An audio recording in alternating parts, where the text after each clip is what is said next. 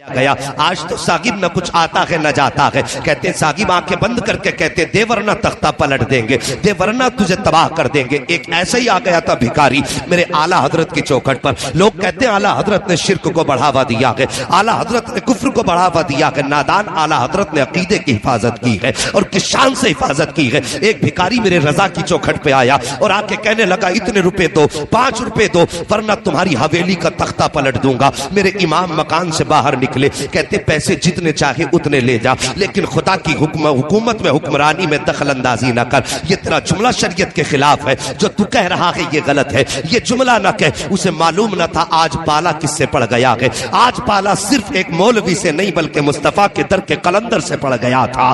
آپ فرماتے ہیں یہ جملہ نہ کہہ بلکہ جتنے چاہے پیسے لے لے. اس نے کہا پیسے 10 دیتا ہے تو دے ورنہ حویلی پلٹ دوں گا. ماں نے اندر سے آواز دی, اے بیٹے بھکاریوں کے منہ نہیں لگا کرتے ہیں, فقیروں کے منہ نہیں لگا کرتے ہیں, اے بیٹے جتنے مانگتا ہے اتنے دے دے. آپ فرماتے ہیں ماں اس کا جملہ میرے مصطفیٰ کی شریعت کے خلاف ہے. احمد رضا دینے کو حویلی دے دے گا لیکن نبی کی شریعت کے خلاف. اگر کوئی ایک بھی جملہ بولے گا احمد رضا اسے گوارا نہیں کر سکتا ہے. ابھی یہ باتیں ہو رہی تھی کہ سرکار مفتی اعظم ہند کے بچپن کا زمانہ تھا. آپ چھت کے اوپر ٹہل رہے تھے, اچانک پیر پھسلا, سر کے بل زمین پہ گر جاتے ہیں. آپ کی والدہ کی چیخ نکل جاتی ہے. ماں کہتی ہے احمد رضا میں نے تم سے کہا تھا بیٹے فقیروں سے الجھا نہیں کرتے, دیکھو تمہارا بیٹا چھت سے گر گیا ہے. اتنا سننا تھا. میرے امام کہتے ہیں اے ماں یہ تو ایک مصطفیٰ رضا ہے, اگر مصطفیٰ کی شریعت کے لیے 1000 مصطفیٰ رضا ہو تو سب کو قربان کر دوں گا, لیکن شریعت کا سودا نہیں کر سکتا ہوں. اتنا کہنا تھا.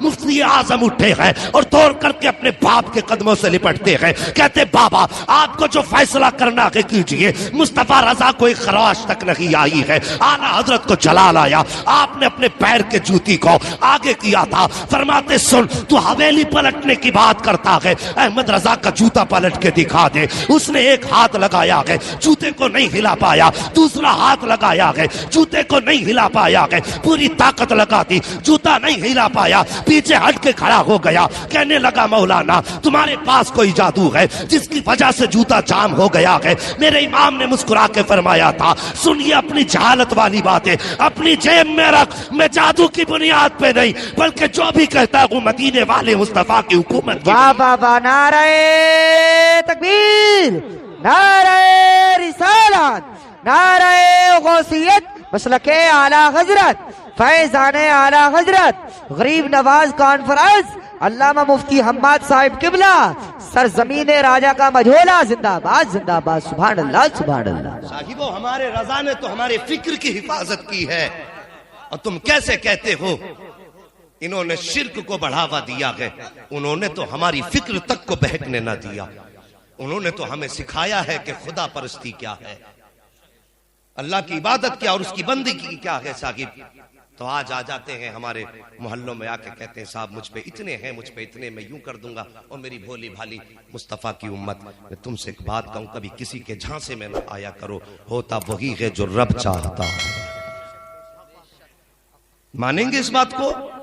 ہوتا وہی ہے جو رب چاہتا ہے, لیکن اسے منانے کے انداز الگ ہوتے ہیں. منانے کے انداز الگ ہوتے ہیں. ایک بزرگ تھے تو جس بستی میں وہ رہا کرتے تھے وہ بستی ندی کے کنارے تھی. ندی کے کنارے بستی, اچانک اس بستی کی ندی میں آیا پانی بہت تیز اور تھوڑا تھوڑا پانی رسنے لگا. رستے رستے پانی جگہ بنانے لگا. گاؤں والے ڈر گئے, دوڑے دوڑے حضرت کے پاس گئے, حضرت دعا کر دیجئے, اگر پانی کٹ گیا تو گاؤں بہہ جائے گا. آپ نے اپنی لاٹھی اٹھائی اور وہیں گئے جہاں پہ پانی کٹ رہا تھا. اور جانے کے بعد کرنا کیا تھا؟ کٹتے ہوئے پانی پہ مٹی رکھنی تھی یا ہاتھ لگا کے روکنا تھا. لیکن بس دیوانوں کی نظروں کو جہاں دیکھ رہا ہے, دیوانہ خدا جانے کہاں دیکھ رہا ہے. اور دیوانے کو تحقیر سے دیوانہ نہ کہو, دیوانہ بھی کچھ سوچ کے دیوانہ بنا. ہاں کرنا کیا تھا کہ پانی بند کرنا تھا. لیکن صاحب کیا کیا انہوں نے, جا کر کے جہاں پانی کھل رہا تھا اور راستہ بنانا شروع کر دیا. ہماری قوم بھی بڑی عجیب ہے, ایک دم سر پہ بٹھاتی ہے, ایک دم پھینک دیا کرتی ہے. نہ تحقیق کی فرصت نہ جانکاری کی. کبھی یہ سوچتے نہیں یار دیکھو اس کے پیچھے راز کیا ہے. جیسی پانی کٹنا شروع ہوا لوگ دوڑے, کہنے لگے یہ بابا تو مروائے بیٹھا ہے, اس سے بہتر تھا اسے بتاتے نہ جا کر کے, یہ تو خود ڈبانے پہ لگا ہوا ہے. گاؤں والوں نے گھر خالی کیے, بھاگنا شروع کر رہے تھے. اچانک جب پانی آپ کھول رہے تھے پانی خود بخود بند ہونا شروع ہو جاتا ہے, اور جب آپ ہاتھ جھاڑتے ہوئے واپس آئے ہیں لوگ پھر آ گئے, کہنے لگے حضور بتائیے تو صحیح یہ پانی کیسے آپ نے روک دیا. آپ فرماتے ہیں میں گیا پانی بند کرنے کے لیے تھا. کہا حضرت جی پھر کھولا کیوں تھا جا کر کے. کہنے لگے سنو تم نہیں جانتے ہو, میں جا کے کنارے پہ کھڑا ہوا, میں نے کہا یا اللہ اگر یہ اپنی مرضی سے ہے تو مالک اسے بند کر دے, اور یہ تیری مرضی سے چلا گئے تو پھر میں بھی تو تیرا بندہ ہوں, میں تیرے کام میں ہاتھ کیوں نہ بٹاؤں. میں نے خود تیرا کام آسان کرنا شروع کیا ہے. آسان سے مطلب یہ نہیں معاذ اللہ کہ رب کے لیے کوئی مشکل کام ہو. کہا تیرے کام میں خود شریک ہو گیا ہوں. کہا جس میں تو راضی ہے اس میں میں راضی ہوں. جیسے میں نے اتنا کہا تھا آواز آئی تھی بندے اب تو بتا کیا چاہتا ہے. میں نے کہا مالک پانی بند کر دے. کہ اتنا کہنا تھا دریا نے اپنا رخ لے لیا ہے. یہ مصطفیٰ کی امت کی ادائیں ولیوں کی ادائیں ہوتی ہے, اور یہ ادائیں کب بنتی ہے جب مصطفیٰ کی امت کو اپنی رضا کو خدا کی رضا میں ڈھالنا ہوتا ہے. تبھی تو ڈاکٹر اقبال نے کہا تھا کہ خودی کو کر بلند اتنا کہ ہر تقدیر سے پہلے خدا بندے سے خود پوچھے بتا تیری رضا. بابا نعرہ تکبیر, نعرہ رسالت, نعرہ غوثیت, مسلک اعلی حضرت, فیضان اعلی حضرت غریب نواز کانفرنس علامہ مفتی حماد صاحب قبلہ سرزمین راجہ کا مجھولا. زندہ باد زندہ باد. سبحان اللہ سبحان اللہ. سمجھ میں آ گئی. اور میں کہتا ہوں ساقب وہ اگر گھر پہ فقیری اور غریبی ڈیرے ڈال لے, اور تیرے گھر میں اگر فاقے ہونے لگے تو کسی امیر کی چوکھٹ پہ ہاتھ پھیلانے مت جانا, کسی زمیندار کے آگے کٹا لے کے مت جانا کہ میرے بچے بھوکے ہیں اسے کچھ دانا دے دو. چند ٹکوں کے بدلے میں کسی کی چوکھٹ پہ ایمان مت بیچنا. اگر غریبی تمہارے دروازے پہ ڈیرا ڈال لینا تو جانا مسجد کے دروازے پہ جا کر کے بیٹھ جانا. توجہ ہے, مسجد کے دروازے پہ جا کے بیٹھ جانا, اور اللہ کی رضا کے لیے جو نماز پڑھنے آئے ہیں اپنے کپڑے سے ان کے جوتے صاف کرنا, اور یہ سوچ کے کرنا کہ میں ان لوگوں کے جوتے صاف کر رہا ہوں جو میرے رب کی بارگاہ میں سجدہ کرنے آئے ہیں. خدا کی قسم مصیبتیں کتنی بھی بڑی ہو اور یہ 40 دن عمل کر کے دیکھنا, اور پھر اللہ کی رحمتیں اگر تیرے گھر پہ ڈیرا نہ جما لے تو پھر آ کے گریبان پکڑ لے. ہمیں تو اس سے لینا ہی نہیں آیا, ہمیں اس سے مانگنا ہی نہیں آیا, ہم نے اسے راضی کرنے کا کبھی سوچا بھی نہیں. اللہ اکبر. تمہارے دروازے پہ اگر ایسا کوئی ڈھونگی آ جائے کہ میرے حصے میں اتنے, میرے قبضے میں اتنے ہیں, تو کبھی اس کے جھانسے میں مت آنا. سمجھ رہے میری بات؟ اس کے جھانسے میں مت آنا. کوئی بیماری ہوتی ہے ڈائریکٹ کہتے ہیں اسے تو کرا دیا ہے پڑوسی نے. ان میاؤں نے قوم کو آپس میں ایسا لڑا دیا, بھائی کو بھائی کا دشمن بنا دیا. کہتے بہت بڑا جادو تجھ پہ ہے. وہ بیچارہ ڈر جاتا, کتنا بڑا جادو ہے, کرایا کس نے, کچھ تو بتاؤ گے. کہتا کہ ہاں قد لمبا ہے, صحت اچھی ہے, تندرست ہے, اور رنگ اس کا گہ ہوا ہے. ایک بات بتاؤ, میں اگر یہ پہچان کسی کو بتا کے جاؤں تمہارے گاؤں میں کتنے لوگ ایسے نکلیں گے؟ سینکڑوں نکلیں گے نا. تو جب کسی کو بیماری ہے تو کہتا ذرا قریب میں نظر دوڑا, تو ایک آدھ تو محلے میں نکل ہی آئے گا. اور اکثر میاں کیا کرتے ہیں, مجھے دیکھ کر کے میرے بھائی کا اندازہ لگاتے ہیں.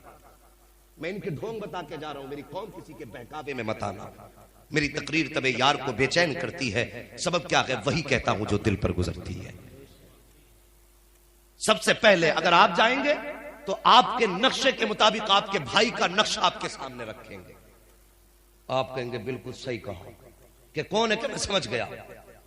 وہاں سے یہ کہہ کے آئیں گے اور دل میں غبار پیدا ہو چکے گا کہ مجھے جادو کرانے والا میرا ہی بھائی نکلا.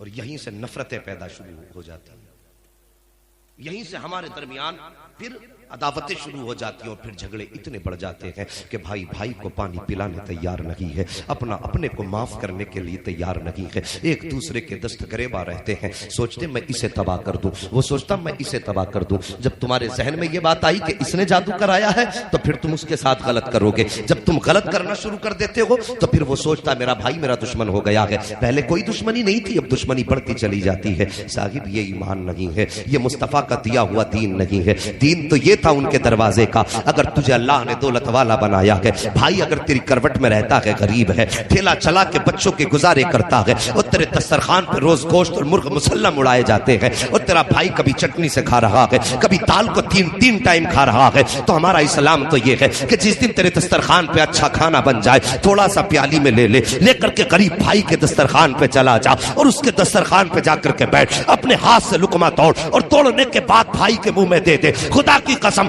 جس دن یہ پیار ہمارے بیچ میں آئے گا، ادھر تم مسکراؤ گے، ادھر مدینے والا مصطفیٰ مسکرانے لگ جائے گا۔ یہ ہے اسلام۔ تو ہماری قوم کو تباہ کر دیا ان جھوٹے اور مکار فریبی پیروں نے، جو اس طرح کے دعوے ہماری قوم میں کیا کرتے ہیں۔ تجھے جادو کرا دیا، یاد رکھنا کوئی بھی مصیبت ہمارے دروازے پر اس وقت تک نہیں آتی جب تک رب کی مرضی نہیں ہوتی ہے، اور وہ مصیبت ہمارے اعمال کے سبب ہوتی ہے۔ اگر گھر میں مصیبتیں آئیں تو پڑوس میں مت ٹٹولو کسی کو، اپنے دل میں جھانکو کہ یار میں نے کتنے گناہ کیے ہیں اس مہینے میں نے اپنے رب کو کتنا منایا ہے۔ مہربانی کرنا آئندہ اپنے عقیدے کی حفاظت رکھنا، کسی بھی یار خیرے کے کہنے پہ ایمان کا سودا مت کر دینا۔ سمجھ رہے میری بات؟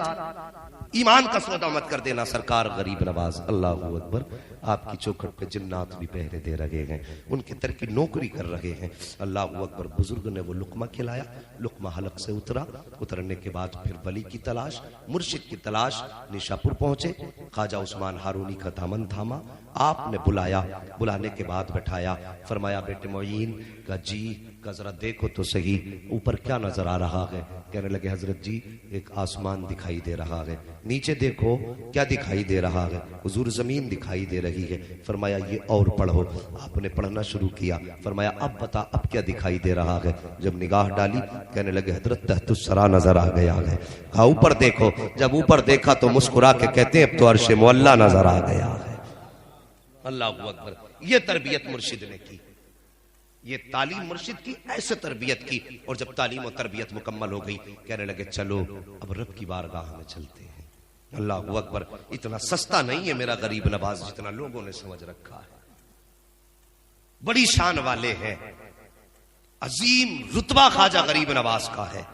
مرشد نے کہا تھا بیٹے چلو اب حرم شریف چلتے ہیں۔ کعبہ شریف میں گئے، میزاب رحمت کے نیچے کھڑے ہوئے اور مرشد نے یوں ہاتھ اٹھائے اور کہا یا اللہ میرے حسن کو قبول فرما لے، یا اللہ میرے حسن کو قبول فرما۔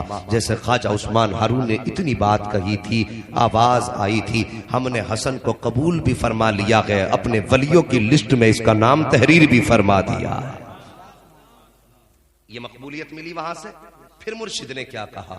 مرشد کہنے لگے بیٹے یہاں مقبولیت کی سند مل گئی ہے، اب مہر مدینے لگے گی۔ ہاں کسی نے کہا نا لوٹ کر آ گیا مکے سے مدینہ نہ گیا، جاتا بھی کیسے جب آقا نے بلایا ہی نہیں ہے۔ لوگ سوچتے طواف کر لیا حج مکمل ہو گیا۔ میں کہتا ہوں صاحب طواف کا نام حج ہے، قربانی کا نام حج ہے، ارکان کا نام حج ہے، لیکن مقبولیت کی سند مصطفیٰ کے مدینے سے ملا کرتی ہے۔ سمجھ رہے آپ؟ مرشد نے کیا کہا بیٹے مقبولیت ہو گئی ہے، اب سند پہ مہر مدینے میں لگے گی۔ آپ نے اپنے معین کا ہاتھ تھاما ہے، سفر کرتے کرتے مصطفیٰ کے مدینے آئے ہیں، اور جب آئے ہیں نا مرشد نے کہا تھا بیٹے مصطفیٰ کو سلام کرو۔ اللہ اکبر۔ آج حاجی مدینے جاتے ہیں، حج کرنے والوں سے پوچھو جب سنہری جالیاں نظر آتی ہے خدا کی قسم آنکھیں برسنا شروع ہو جاتی ہیں۔ جالیاں تو بہت بڑی بات ہے، جیسے کہ میناروں پہ نظر پڑتی ہے مسجد نبوی کی، حاجی کے دل کی دھڑکن تیز ہونا شروع ہو جاتی ہے، اور جب حاضری ہوتی ہے دیار پاک میں پھر دل کی حالت نہ پوچھو، دل اپنے قبضے میں نہیں رہتا، پھر تو ایسا لگتا ہے نگاہیں ان کی ہوتی ہیں، دل پہ قبضہ بھی مدینے والے کا رہا کرتا۔ یہ حالت حاجی کے دل کی ہوتی ہے۔ اس کے بعد آپ فرمانے لگے بیٹے چلو اپنے نبی کو سلام کرو۔ میرے غریب نواز نے کہا الصلاۃ والسلام علیک یا، آپ بھی کہہ دو الصلاۃ والسلام علیک یا رسول اللہ اتنا کہا ہے یا رسول اللہ، اللہ اکبر، گنبد خضرا سے آواز آئی ہے وعلیک السلام یا شیخ الاقطاب۔ یہ جملہ میرے نبی نے فرمایا ہے۔ اللہ اکبر، مرشد نے آگے بڑھ کر کے غریب نواز کی پیشانی چومی اور فرمایا بیٹے مبارک ہو، یہاں سے قطبیت کی ڈگری عطا کر دی گئی ہے۔ اللہ اکبر، سرکار غریب نواز نے 2 سال تک، آج لوگ کہہ دیا کرتے ہیں کہ صاحب فقیروں کی لائن الگ ہوتی ہے، ولیوں کی لائن الگ ہوتی ہے، مولویوں کی لائن الگ ہوتی ہے۔ یہ جاہل ہے، نادان ہے، لوگ گوار ہیں جو سیدھی سادھی قوم کو دھوکے میں ڈال لگے گئے۔ میرے غریب نواز کے پاس علم نہیں، ایسا نہیں۔ غریب نواز نے 2 سال تک مصطفیٰ کے مدینے میں بیٹھ کر کے حدیث کا درس دیا ہے۔ 2 سال تک بیٹھ کر کے حدیث پڑھائی ہے غریب نواز نے، 2 سال تک پڑھایا۔ آپ واپس آ گئے اپنے مرشد کی بارگاہ میں۔ جب واپس مرشد کی بارگاہ میں آئے، کچھ دن کے بعد مصطفیٰ کے مدینے سے بلاوا آیا۔ توجہ کرنا، پہلے مرشد کے ساتھ گئے تھے، اب آقا نے فرمایا معین ہم سے ملنے کے لیے آؤ۔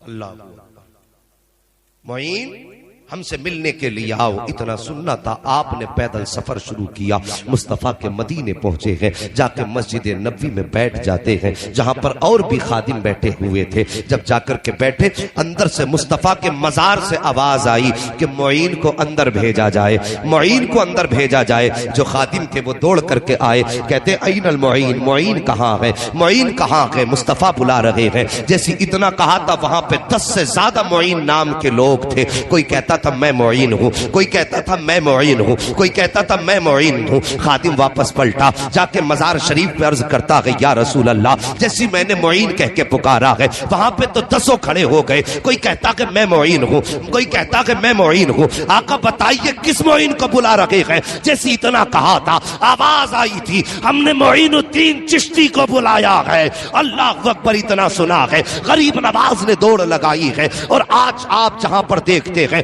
مواج شریف بنا ہوا ہے، وہاں پر جا کر کے غریب نواز کے قدم ٹھہر جاتے ہیں، اندر جانے کی ہمت نہیں ہوتی ہے۔ اندر سے آواز آتی ہے اے معین ٹھہر کیوں گئے ہو، اندر آ جاؤ۔ جیسی غریب نواز نے مزار کے اندر قدم رکھا ہے، کیا دیکھتے ہیں؟ سامنے صرف قبر انور نہ تھی بلکہ سارے پردے ہٹ چکے تھے، سامنے مدینے والے مصطفیٰ کھڑے ہو کر کے مسکرا رہے ہیں۔